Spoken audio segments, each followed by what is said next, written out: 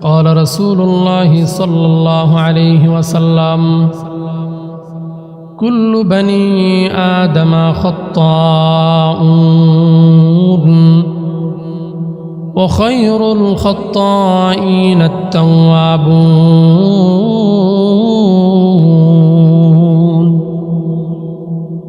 নবীজি সাল্লাল্লাহু আলাইহি ওয়াসাল্লাম বলেন, প্রত্যেকটা বনি আদমই পাপী, প্রত্যেকটা বনি আদমই গুনাহগার। পৃথিবীর মধ্যে যত মানুষ আছে প্রত্যেকটা মানুষই গুনাহগার, কিন্তু গুনাহগারদের মধ্যে সর্বোত্তম গুনাহগার এবং পাপীদের মধ্যে সর্বোত্তম পাপী তো হলো ওই ব্যক্তি যে ব্যক্তি গুনাহ হয়ে যাওয়ার পর গুনাহের উপর অটল থাকে না, অবিচল থাকে না।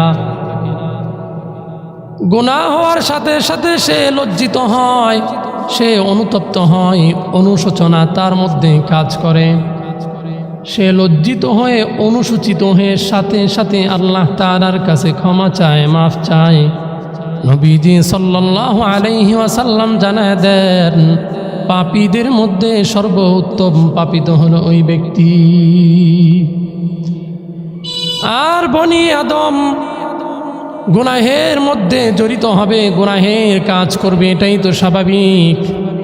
কিন্তু গুনাহ হয়ে যাওয়ার সাথে সাথে যে ব্যক্তি আল্লাহ তাআলার কাছে ক্ষমা চায়, মাফ চায়, আল্লাহকে ডাক দিয়ে বলে, ও আল্লাহ, পাহাড় পরিমাণ গুনাহ করে ফেললাম, সাগর পরিমাণ গুনাহ করে ফেলেছি, আয় আল্লাহ তোমার কাছে মাফ চাই, ক্ষমা চাই।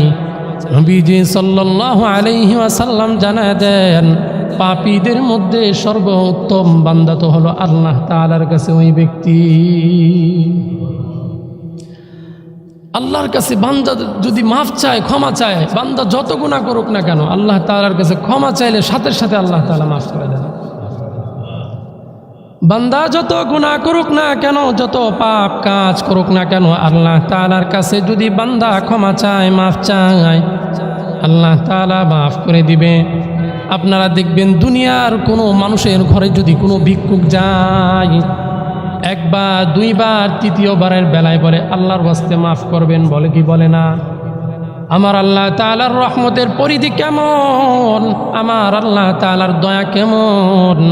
হাদিসে কুদসির ভিতরে আসছে, রাসূলুল্লাহ সাল্লাল্লাহু আলাইহি ওয়াসাল্লাম জানায় দেন, আল্লাহ তাআলাই বলেন, সাবাকাতু রাহমাতি আলা গাদাবি, আমার দয়া, আমার রহমত কত, আমার দয়া, আমার রহমত, আমার রাগ আমার গুসার চাইতে বেশি। তার মানে আল্লাহ তাআলার রাগের চাইতে, গুসার চাইতে দয়ার পরিমাণ, রহমতের পরিমাণ বেশি। এই জন্যে বান্দাকে আল্লাহ তাআলা ডাক দিয়ে বলেন, গুনাহ যত হোক না কেন বান্দা, তুমি টেনশন করো না, তুমি চিন্তিত হও না, তুমি পেরেশান হও না। গুনাহের কারণে তুমি একদম পেরেশান হয়ে যাও না যে আল্লাহ তাআলা কি তোমাকে মাফ করবে না। পাহাড় পরিমাণও যদি বান্দা গুনাহ করে, আপনারা একটু আওয়াজ দিয়া বলবেন তো, আল্লাহ তাআলার ওই গুনাহগুলো মাফ করার ক্ষমতা আছে না? না। এই জন্যে আল্লাহ তাআলা কালামে মাজিদের মধ্যে জানায় দিলেন, ইয়া ইবাদিয়াল্লাযীনা আসরাফু আলা আনফুসিকুম লা তাকনাতু মির রাহমাতিল্লাহ ইন্নাল্লাহা ইয়াগফিরুয যুনুবা জামিআ ইন্নাহু হুয়াল গফুরুর রহিম। জোরে বলেন আল্লাহু আকবার। আল্লাহ তাআলা জানায় দেন, ইয়া ইবাদি, হে আমার বান্দারা, আল্লাযীনা আসরাফু আলা আনফুসিকুম, যারা পাপ করতে করতে, গুনাহ করতে করতে, যাদের অবস্থা এমন যে তুমি মনে করতেছো যে আল্লাহ তাআলা তোমাকে মাফ করবে না, আল্লাহ তাআলা তোমাকে ক্ষমা করবে না, অথচ আমার আল্লাহ তাআলা তো রহমান, আমার আল্লাহ তাআলা তো রহিম। বান্দা আল্লাহ তাআলার কাছে ক্ষমা চাইতে দেরি হয়, আমার আল্লাহ তাআলার ক্ষমা করতে দেরি হয় না। मग़फ़िरत दा रद उम्मीद अज़ लुत्फ़े तू ताके फ़रमूदाए अज़ ला तक़नतू। मग़फ़िरत दा रद उम्मीद अज लुत्फे तू ताके खुद फरमोदाए ला तखना तू। আমার আল্লাহ তাআলা কেমন দয়ালু, কেমন দয়ালু, কেমন দয়া আমার আল্লাহ তাআলার। 100 হত্যা করেছে এমন ব্যক্তিরা আল্লাহ তাআলা মাফ করে দিছে। বনি ইসরাইলের প্রসিদ্ধ ঘটনা, এক ব্যক্তি 99টা হত্যা করেছে। কয়টা হত্যা? 99টা হত্যা করার পর তার মধ্যে আত্ম অনুশোচনা জাগ্রত হয়েছে যে না, আল্লাহ তাআলার কাছে ক্ষমা চাওয়া দরকার, মাফ চাওয়া দরকার। এই কারণে সে গ্রামের লোকদের কাছে গিয়ে বলতেছে যে আমাকে একজন বিজ্ঞ ব্যক্তির সন্ধান দাও, আমাকে একজন জ্ঞানী ব্যক্তির সন্ধান দাও, আমি তার কাছে যাইতে চাই, আল্লাহ তাআলার কাছে ক্ষমা চাইতে চাই, মাফ চাইতে চাই। লোকেরা এইবার তাকে একজন আবেদ তথা একজন বড় রাহেবের সন্ধান দিল। লোকটা ওই কথা মতো ওই আবেদের কাছে চলে গেল। আবেদের কাছে চলে গিয়ে আবেদকে ডাক দিয়া বলে, আমি তো 99টা হত্যা করেছি, আল্লাহ তাআলা কি আমাকে মাফ করবে নাকি? হাদিসের মধ্যে আসছে আলাহু তাওবাতুন, আমার জন্য কি তাওবার কোনো দরজা খোলা আছে নাকি? আল্লাহ তাআলা কি আমাকে মাফ করবে নাকি? আবেদ তো শুনেই বড় বড় চোখ বানায় বলতেছে যে না না, আল্লাহ তাআলা তো তোমারে মাফ করবে না। এই কথা শোনার পর ওই 99 হত্যাকারী বলে, যেহেতু আল্লাহ তাআলা আমারে মাফ করবে না, তাহলে তোমার মতো আবেদেরও এই দুনিয়ায় বাইচা থাকবার কোনো অধিকার নাই। এই বলে ওই আবেদরে চিরতরে দুনিয়া থেকে বিদায় করে দিছে। আবার কিছুদিন পর তার মধ্যে অনুশোচনা জাগ্রত হয়েছে। সে লজ্জিত হয়েছে যে না, আল্লাহ তাআলার কাছে ক্ষমা চাওয়া দরকার, মাফ চাওয়া দরকার। এইবার লোকদের কাছে গিয়ে বলে, আমাকে একজন বিজ্ঞ ব্যক্তির সন্ধান দাও, আমাকে একজন বড় আলেমের সন্ধান দাও, আমি তার কাছে যাইতে চাই, আল্লাহ তাআলার কাছে ক্ষমা চাইতে চাই, মাফ চাইতে চাই। লোকেরা এইবার একজন আলেমের সন্ধান দিল। বলবেন হুজুর প্রথমবার দিল আবেদের সন্ধান আর দ্বিতীয়বার দিল আলেমের সন্ধান, বিষয়টা তো বুঝলাম না। বলে আলেম আর আবেদের মর্যাদা কেমন, পার্থক্যটা কোথায়, ডিস্টেন্সটা কোথায়? নবী সাল্লাল্লাহু আলাইহি ওয়াসাল্লাম সাহাবায়ে কিরামকে জানায় দেন, ও আমার সাহাবায়ে কিরাম, আলেমের মর্যাদা কেমন তোমরা জানবা নাকি? সাহাবায়ে কিরাম বলল, হ্যাঁ আমরা জানতে চাই। তখন নবীজি সাল্লাল্লাহু আলাইহি ওয়াসাল্লাম জানায় দেন, ফাদলুল আলিমি আলাল আবিদি কাফাদলি আলা আদনাকুম। সাহাবায়ে কিরামকে ডাক দিয়ে বলেন, সাহাবায়ে কিরাম, আলেমদের মর্যাদা তোমরা জানবা নাকি? আলেমের মর্যাদা কেমন তোমাদের নিকট? আমি নবীর মর্যাদা যেমন, আওয়ামুন নাস তথা সাধারণ মানুষের কাছেও আলেমের মর্যাদা তেমন। এই জন্যই তো আল্লাহ তাআলা কোরআনে পাকের মধ্যে বলেছেন যে আলেমরাই সবচেয়ে আল্লাহ তাআলাকে বেশি ভয় করে। নবী সাল্লাল্লাহু আলাইহি সাল্লাম হাদিসের মধ্যে বলছেন যে আল উলামা ওয়ারাসাতুল আম্বিয়া, আলেমদেরকে ওয়ারাসাতুল আম্বিয়া বলে সম্বোধন করা হয়েছে। নবীর ওয়ারেস, নবীর অর্থ অবর্তমানে নবীওয়ালা কাজ এই আলেমরাই করবে। এই জন্য আলেমদের কথা মতো আমাদের জীবনকে পরিচালনা করার দরকার আছে না নাই?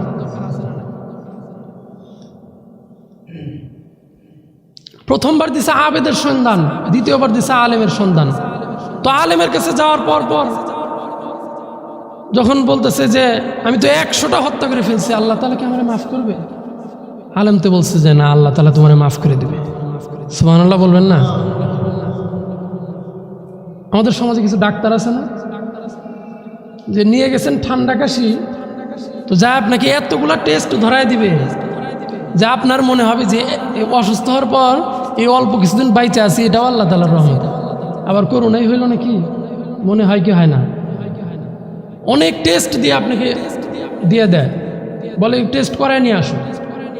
তখন ওই ব্যক্তিটা চিন্তা করে যে না, তখনই সে চিন্তা করে আত্মীয় স্বজনদের কাছে ফোন দিয়ে বলে, সে কিন্তু সুস্থ মানুষ, সাধারণ ঠান্ডা কাশি, সে আত্মীয় স্বজনদের কাছে ফোন দিয়ে বলে যে আমার জন্য দোয়া করো, যে কোনো সময় আমি দুনিয়া থেকে চলে যেতে পারি।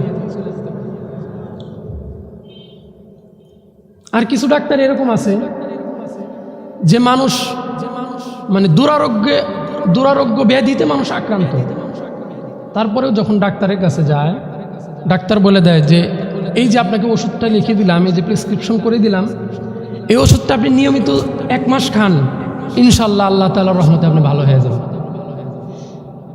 তো ওই রোগী যত বড় রোগী হোক, ওই ডাক্তারের কথা শোনার সাথে সাথে অর্ধেক রোগী সে ভালো হয়ে যায়, ঠিক কিনা?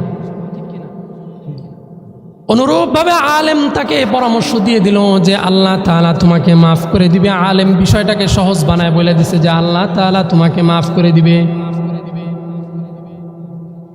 তো কথা মতো ওই আলেমের কাছে চলে গেল, আলেম তাকে ক্ষমার ঘোষণা দিয়ে দিল।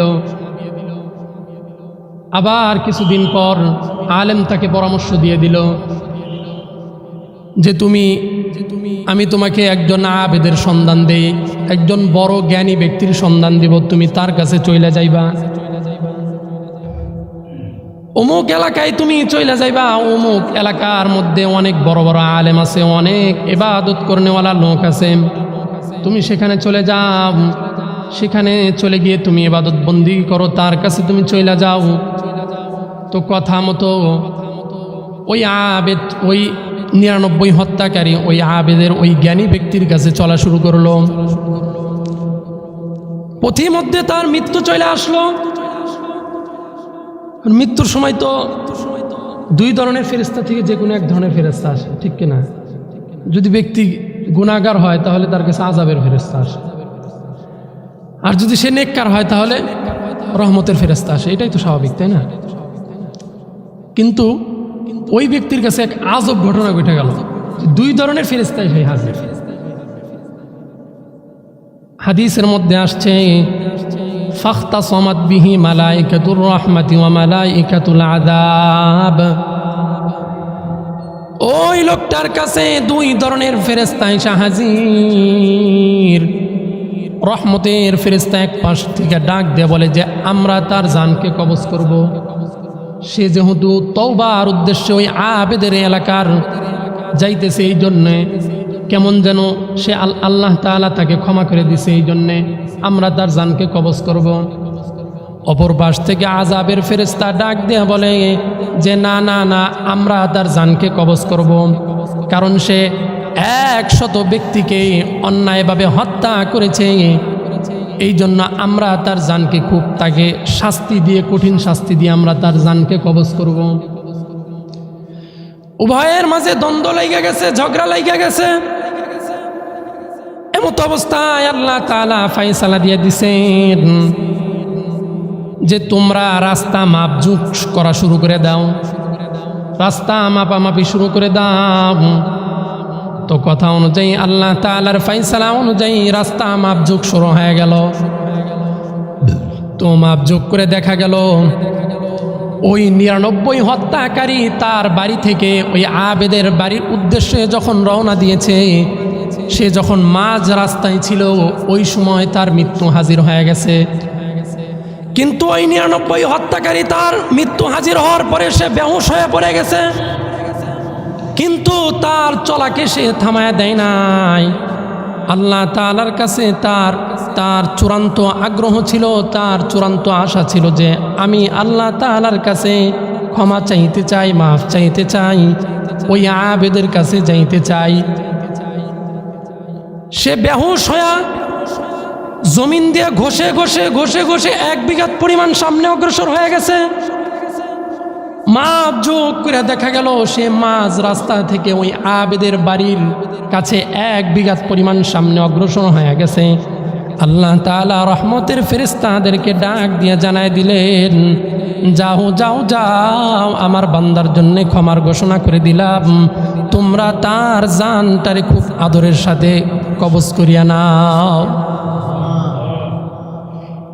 100 হত্যা করছে এমন ব্যক্তিরাও আল্লাহ তাআলা মাফ করে দিছে। কারণ তার আল্লাহ তাআলার কাছে ক্ষমা চাওয়ার প্রবল আগ্রহ তার মাঝে ছিল, যে না, আল্লাহ তাআলার কাছে আমি ক্ষমা চাইবই। এই জন্য আল্লাহ তাআলা তাকে মাফ করে দিছে। 100 হত্যাকারী ব্যক্তিকেও যদি আল্লাহ তাআলা মাফ করে দেয়, তাহলে আমাকে আপনাকে সে আল্লাহ তাআলা মাফ করে দিবে কিনা? এই জন্য সে আল্লাহ তাআলার কাছে ক্ষমা চাওয়ার দরকার আছে না নাই? বলবেন হুজুর ক্ষমা তো চাই, কিন্তু শয়তানে তো ধোঁকা দেয়, শয়তানের ধোঁকায় পড়ে তো গুনাহ করে ফেলি, ঠিক কিনা? গুনাহ হয়েই যায়, গুনাহ তো আমরা করি না, গুনাহ হয়ে যায়। গুনাহ থেকে বাঁচবো কিভাবে? আর এই যে সুপার যে পাওয়ার এই শয়তানের, এটা তো সে আল্লাহ তাআলার কাছ থেকে চায় নিছে। বনি আদমকে আদর্শ পথ থেকে পথচ্যুত করার, তাকে ভালো কাজ থেকে বিরত রেখে খারাপ কাজে তাকে লিপ্ত করার এই ক্ষমতা এবং আদম সন্তানের শিরা উপশিরা রন্ধ্রে রন্ধ্রে ঢুকার ক্ষমতা সে আল্লাহ তাআলার কাছ থেকে চেয়ে নিয়েছে। হাদিসের মধ্যে আসছে, নবীজি সাল্লাল্লাহু আলাইহি ওয়াসাল্লাম জানায় দেন যে শয়তান একবার আল্লাহ তাআলার কাছে আসলো, আয়েশা বলতেছে যে আপনার ইজ্জতের কসম, আপনার জালালতের কসম, আমি আপনার বান্দাদেরকে কিয়ামত পর্যন্ত ধোঁকা দিতে থাকবো, বিপদগামী করতে থাকবো। আমি আপনার বান্দাদেরকে সব সময় খারাপ কাজের মধ্যে লিপ্ত রাখবো যতদিন তাদের মাঝে প্রাণ নামক জিনিসটা অবশিষ্ট থাকবে। আল্লাহ তাআলাও জবাবে জানায় দেন, নবীজি সাল্লাল্লাহু আলাইহি ওয়াসাল্লাম বলেন, ওয়া ইজ্জতি ওয়া জালালি ওয়া ইরতিফা'i মাকানি লা আযালু আগফিরু লাহুম মাস্তাগফিরুনি। আল্লাহ তাআলাও জবাবে জানায় দেন, আমার ইজ্জতের কসম, আমার জালালতের কসম, আমার উঁচু মর্যাদার কসম, শয়তান শুনে রাখো, তোমার যত ইচ্ছা তুমি আমার বান্দারে ধোঁকা দাও, যত ইচ্ছা তুমি বিপদগামী করো, যত ইচ্ছা তুমি আমার বান্দারে গুনাহের মধ্যে লিপ্ত রাখো, সমস্যা নাই, আমিও আমার বান্দারে কিয়ামত পর্যন্ত মাফ করতে থাকবো, আমিও আমার বান্দারে ক্ষমা করতে থাকবো যতদিন পর্যন্ত আমার বান্দারা আমার কাছে তাওবাতুন নাসুহা তাওবা করতে থাকবে। আল্লাহর কাছে যত গুনাহই হোক না কেন, বান্দা আল্লাহ তাআলার কাছে ক্ষমা চাইতে দেরি হয়, আল্লাহ তাআলার ক্ষমা করতে বিন্দু মাত্র দেরি হয় না। এখন কথা হলো, এই যে আমরা যে গুনাহ যে করি, গুনাহ করলে আমাদের অন্তরের প্রক্রিয়াটা কেমন হয়?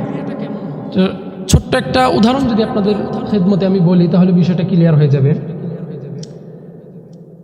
একটা সাদা কাগজের মধ্যে যদি আপনারা একটা কলমের কালি দেন, তো একটা আসর পড়ে কিনা, একটা কালো দাগ পড়ে যায় কিনা? অনুরূপভাবে বান্দা যখন গুনাহ করে তখন তার অন্তরের মধ্যে এরকম একটা কালো দাগ পড়ে যায়।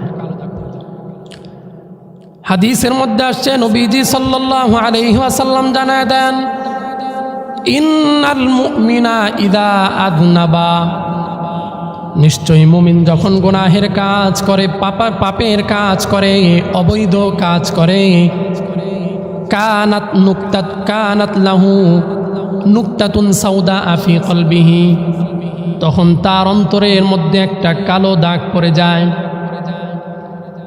মুহাদ্দিসিনে কেরাম নুকতাতুনের ব্যাখ্যায় বলেন, এর শাব্দিক অর্থ হলো আসর বা চিহ্ন, অর্থাৎ এর উপমাটা দেয়া যায় হচ্ছে কাগজের ওপর কালির আসরের মতো, অর্থাৎ সাদা কাগজের ওপর একটি কলম দিয়ে ফুটা দিলে যেমন একটা দাগ পড়ে যায়, মুমিন বান্দা যখন গুনাহের কাজ করে তখন তার অন্তরের মধ্যে একটা কালো দাগ পড়ে যায়।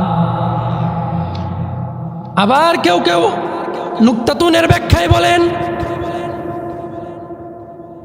পরিচ্ছন্নতা এবং পরিষ্কারের দিক দিয়ে এটাকে একটা অন্তরের সাথে তুলনা দেওয়া হয়েছে, অর্থাৎ অন্তরটা হলো সাদা কাপড়ের মতো, আর পাপ পঙ্কিলতা গুনাহটা হলো কালো দাগের মতো। সাদা কাপড়ে যেমন কালো দাগ পড়লে একটা দাগ বোঝা যায়, অনুরূপভাবে বান্দা যখন গুনাহের কাজ করে তখন তার অন্তরের মধ্যে এরকম একটা কালো দাগ পড়ে যায়। যেরকমভাবে সাদা কাপড়ের ওপর কালো দাগ পড়লে কালো দাগ দেখা যায়, অনুরূপভাবে বান্দা গুনাহ করলেও তার অন্তরের মধ্যে কালো দাগ পড়ে যায়। আবার যখন আরেকটা গুনাহ করে তখন তার অন্তরের মধ্যে আরেকটা কালো দাগ পড়ে যায়। আবার যখন আরেকটা গুনাহ করে আরেকটা কালো দাগ পড়ে যায়। এইভাবে গুনাহ করতে করতে কালো দাগ পড়তে পড়তে গুনাহ করতে করতে এক সময় তার শুভ্র সাদা অন্তরটাও কালো কুসরি জং রূপ ধারণ করে। সাদা অন্তরটাও গুনাহ করতে করতে একটা সময় কালো হয়ে যায়। এই জন্য অনেক মানুষ দেখবেন যে গুনাহ এত পরিমাণ করছে যে 1 মাস সে নামাজ পড়ে নাই, বিন্দু মাত্র তার মাঝে খারাপ লাগা কাজ করে না যে নামাজ যে পড়ি না। 1 বছর এরকম মানুষ আছে নামাজ পড়ে না, কিন্তু তার মাঝে খারাপ লাগা কাজ করে না। ওই যে তার অন্তরটা জং পড়ে গেছে একবারে, এই জন্য তার মাঝে বিন্দু মাত্র খারাপ লাগাও কাজ করে না। এটা আমাদের বুঝতে হবে। যেই মুসলমানের নামাজ ত্যাগ করে, নামাজ না পড়লে যার মধ্যে খারাপ লাগা কাজ করে না, যার মাঝে অনুশোচনা কাজ করে না, যে খারাপ কাজ করলে যে অনুসূচিত হয় না, লজ্জিত হয় না, বুঝতে হবে তার ইমানের মধ্যে সমস্যা আছে। ঠিক কিনা? গুনাহের কাজ করলে নিজের ভিতরে খারাপ লাগা কাজ করতে হবে। নিজের ভিতরে যদি খারাপ লাগে, আপনি যদি লজ্জিত হন, অনুসূচিত হন, আপনার যদি এরকম লাগে যে না গুনাহের কাজটা করলাম, যখন রাতে বালিশে মাথা রাখছেন তখনই আপনার মনে পড়ে গেছে আহারে গুনাহের কাজটা করলাম, কাজটা করা ঠিক হয় না। এই অনুভূতি যদি আপনার মধ্যে জাগ্রত হয়, আপনি বুঝবেন আপনি মুমিন, আপনার মধ্যে ঈমান আছে। আর যদি এই অনুভূতি না আসে, বুঝবেন আপনার মধ্যে ঈমানই নাই, যে খারাপ কাজ করলে নিজের মধ্যে খারাপ লাগে। এই কারণে আমাদের তওবা করার দরকার আছে না নাই? ক্ষমা চাওয়ার দরকার আছে না নাই আল্লাহ তাআলার কাছে? নাকি আপনারা সবাই খুব ইমানদার, গুনাহ নাই নাকি? আল্লাহ তাআলার কাছে ক্ষমা চাওয়ার দরকার আছে না নাই? ক্ষমা চান আপনারা? আজকে থেকে আপনারা খাঁটি দিলে তওবা করেন, যাতে আল্লাহ তাআলা আমাদের সবাইকে মাফ করে দেন রমজানের আগে আগে। রমজানকে যাতে আমরা নতুন উদ্যমে নতুনভাবে রমজানকে শুরু করতে পারি। রহমতের মাস আমরা যাতে, নাজাতের মাস, মাগফিরাতের মাস যাতে আমরা সুন্দরভাবে শুরু করতে পারি, এটা সবাই আমরা আল্লাহ তাআলার কাছে দোয়া করব। মুসলমান ভাইরারে আমার, আল্লাহ তাআলার কাছে কেমন ক্ষমা চাওয়া দরকার, কেমন মাফ চাওয়া দরকার, কেমন তওবা করা দরকার, কোরআনে পাকের মধ্যে আল্লাহ তাআলা জানায় দিলেন, ইয়া আইয়ুহাল্লাযীনা আমানু তুবু ইলাল্লাহি তাওবাতান নাসুহা। আল্লাহ তাআলা জানায় দিলেন, হে ঈমানদারেরা, তোমরা তাওবা করো, সাধারণ তাওবা না, তোমরা তাওবাতুন নাসুহা করো। কথা হলো তাওবাতুন নাসুহা কাকে বলে? 3 প্রকারের মানুষ, 3টি কাজ যেই ব্যক্তি করে আপনারা বুঝবেন সে তাওবাতুন নাসুহা করে, আল্লাহ তাআলার কাছে খাঁটি দিলে ক্ষমা চায়। 1 নাম্বার হলো গুনাহের কাজ আপনি করতেছেন, তৎক্ষণাৎ আপনার মধ্যে জাগ্রত হয়ে গেছে যে না এটা তো গুনাহের কাজ, এই কাজ তো করা যাবে না। সাথের সাথ আপনি ওই গুনাহের কাজ থেকে বিরত থাকলেন। এটা হলো তাওবাতুন নাসুহার 1 নাম্বার প্রকার। 2 নাম্বার প্রকার হলো আপনি গুনাহের কাজ করেছেন, গুনাহের কাজের জন্য নিজে লজ্জিত হওয়া, নিজে অনুসূচিত হওয়া, নিজের মধ্যে খারাপ লাগা, এটা 2 নাম্বার হলো তাওবাতুন নাসুহার প্রকার। 3 নাম্বার প্রকার হলো আল্লাহ তাআলার কাছে দিন শেষে এইভাবে তওবা করা, ও আল্লাহ পাহাড় পরিমাণ তো গুনাহ করে ফেললাম, সাগর পরিমাণ তো গুনাহ করে ফেললাম, এ রব্বুল আলামিন তোমার। যেই ব্যক্তি এই 3 প্রকারের কাজ করে ওই ব্যক্তিটাই তো হলো তাওবাতুন নাসুহা করলো। এই জন্য খাঁটি দিলে আমাদেরকে তাওবা করতে হবে, তাওবাতুন নাসুহা করতে হবে। নিছক কোনো তাওবা না, কোনো গুনাহের কাজ করলাম আল্লাহ ক্ষমা করে দাও, এটার নাম তাওবাতুন নাসুহা না। এই 3টা কাজ করতে হবে। এই 3টা কাজ যদি আমরা করতে পারি তাহলেই আল্লাহ তাআলা আমাদের সব গুনাহগুলো মাফ করে দেবেন। শুধুমাত্র শিরিক ব্যতীত। কোনো কোনো রেওয়ায়াতে আসছে যে তাওবাতুন নাসুহা করার দ্বারা আল্লাহ তাআলা শিরিকও মাফ করে দেয়। কিন্তু আরও কিছু প্রকারভেদ আছে। এই বয়ানের বিষয়বস্তু অনেক লম্বা। হক আবার দুই প্রকার। এক নম্বর হলো হুকুকুল্লাহ, এক নম্বর কি হুকুকুল্লাহ, দুই নম্বর হলো হুকুকুল ইবাদ। আল্লাহর হক যদি কেউ নষ্ট করে, সেটা যদি আল্লাহ তাআলার কাছে বান্দা ক্ষমা চায়, আল্লাহ তাআলা ক্ষমা করে দেয়। কিন্তু বান্দার হক যদি কেউ নষ্ট করে, ওই বান্দার কাছে যদি কেউ যদি মাফ না চায়, আল্লাহ তাআলার কাছে মাফ চায়, আল্লাহ তাআলা ওটা কোনোদিন মাফ করে না। ওই বান্দার কাছে আগে মাফ চাইতে হবে। বান্দা যদি মাফ করে দেয়, তাহলে আল্লাহ তাআলা মাফ করে দেবে। এই জন্য আমরা সকলেই তাওবা করব বেশি বেশি, আল্লাহ তাআলার কাছে গুনাহ মাফির জন্য ক্ষমা চাইব। কারণ কম বেশি গুনাহ আমাদের সবারই হয়। গুনাহ হয় না আমাদের সবারই? রমজানের আগে আমরা যেন একটা পরিচ্ছন্ন জীবন নিয়ে আমরা রমজানে পদার্পণ করতে পারি, নতুনভাবে রমজানকে শুরু করতে পারি। আল্লাহ তাআলা যেই কথাগুলো আলোচনা হলো, সেই কথাগুলোর উপর জেনে বুঝে আমল করার তৌফিক দান করেন। সকলে বলি আমিন। ওয়া আখিরু দাওয়ানা আলহামদুলিল্লাহি।